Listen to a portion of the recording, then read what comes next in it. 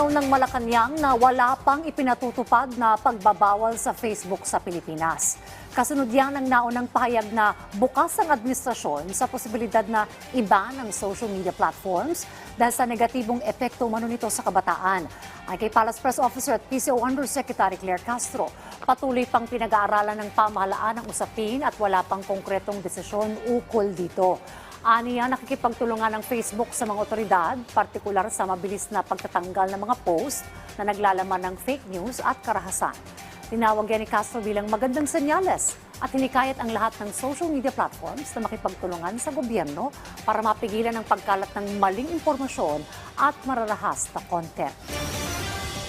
Ang huling impormasyong ibinigay po sa atin ay may mga pagkakataon na kapag kinakailangang i-take down ang isang post na nagpapakita ng karahasan, fake news, ay tumutugon naman ang Facebook.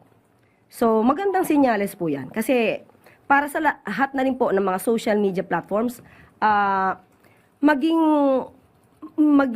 tulong po kayo sa pamahalaan para maiwasan po natin yung mga bagay-bagay na hindi na po sana kumakalat pa dahil sa mga maling impormasyon o sobrang mararahas.